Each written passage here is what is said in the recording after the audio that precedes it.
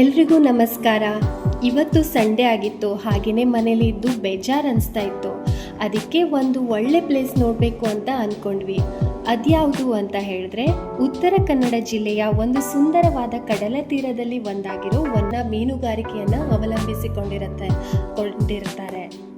ಇಲ್ಲಿ ಸಮುದ್ರದ ಅಲೆಗಳು ಬಂಡೆಗಳಿಗೆ ಅಪ್ಪಳಿಸೋ ಸೌಂಡು, ಆಮೇಲೆ ಪ್ರೈವೇಸಿ, ಇಲ್ಲಿ ಸೂರ್ಯಾಸ್ತ ಆಗೋ ವ್ಯೂಸ್ನ ಬಂಡೆಗಳ ಮೇಲೆ ಕೂತು ಆರಾಮವಾಗಿ ನೋಡ್ತಾ ಇದ್ರೆ ಫುಲ್ ರಿಲ್ಯಾಕ್ಸೇಷನ್ಗೆ ಹೇಳಿ ಮಾಡಿರೋ ಸ್ಥಳ ಅಂತಲೇ ಹೇಳ್ಬೋದು.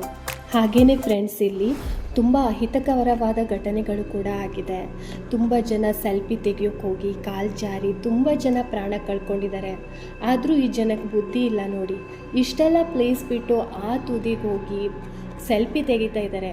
ಏನಾದರೂ ಆದರೆ ಅವ್ರು ನಂಬಿರೋ ಅವ್ರ ಮನೆಯವ್ರ ಗತಿ ಏನು, ದೇವರೇ ಗತಿ ಅಷ್ಟೆ. ಹೊನ್ನಳ್ಳಿ ಬೀಚ್, ಇದು ಸ್ಟಾರ್ಟಿಂಗಲ್ಲಿ ಹೊನ್ನಳ್ಳಿ ಕಾಡು ಅಂತ ಕರೆಯಲಾಗ್ತಿತ್ತು. ಯಾಕಂದರೆ ಇಲ್ಲಿ ಕಾಡು ಮತ್ತು ಸಮುದ್ರ ಸೇರುವ ಸ್ಥಳವಾಗಿತ್ತು. ಹಾಗಾಗಿ ಇದನ್ನು ಹೊನ್ನಳ್ಳಿ ಅಂತ ಹೇಳಿ ಇವಾಗ ಕರೀತಾರೆ. ಬ್ರಿಟಿಷ್ ಆಳ್ವಿಕೆಯ ಕಾಲದಲ್ಲಿ ಇದನ್ನು ತೀರದಲ್ಲಿ ನೌಕಾಯಾನ ದಿಕ್ಕು ಗುರುತು ಮಾಡಲು ಈ ಸ್ಥಳನ ಬಳಕೆ ಮಾಡ್ತಾಯಿದ್ರು. ಇಲ್ಲಿ ತುಂಬ ಇಂಪೋರ್ಟು ಎಕ್ಸ್ಪೋರ್ಟ್ಗಳೆಲ್ಲ ನಡೀತಾ ಇತ್ತು. 1970 ಮತ್ತು 80ರ ದಶಕದಲ್ಲಿ ಇಲ್ಲಿ ಮೀನುಗಾರಿಕೆ ಮತ್ತು ತೆಂಗು ವ್ಯಾಪಾರಕ್ಕೆ ಹೆಸರಾಗಿತ್ತು. ಹಾಗೆಯೇ ಇಲ್ಲಿ ತುಂಬ ಅಂದರೆ ಬ್ರಿಟಿಷರ ಕಾಲದಲ್ಲಿ ಇಲ್ಲಿ ತುಂಬ ಇಂಪೋರ್ಟ್ ಎಕ್ಸ್ಪೋರ್ಟು ಜಾಸ್ತಿಯಾಗಿ ವ್ಯಾಪಾರ ನಡೀತಾ ಇತ್ತು.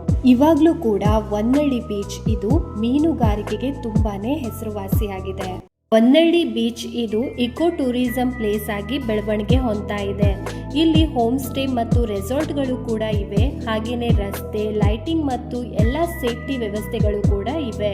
ಉತ್ತರ ಕನ್ನಡಕ್ಕೆ ಬಂದರೆ ಮಿಸ್ ಮಾಡದೆ ಈ ಪ್ಲೇಸ್ನ ತಪ್ಪದೆ ನೋಡಿ ಅಂತ ಹೇಳ್ತಾ, ಈ ವಿಡಿಯೋ ನಿಮಗೆ ಇಷ್ಟವಾದರೆ ಲೈಕ್ ಮಾಡಿ, ಶೇರ್ ಮಾಡಿ, ಹಾಗೆಯೇ ಮುಂದಿನ ವಿಡಿಯೋಗಳಿಗಾಗಿ ಈಗಲೇ ಸಬ್ಸ್ಕ್ರೈಬ್ ಮಾಡಿ.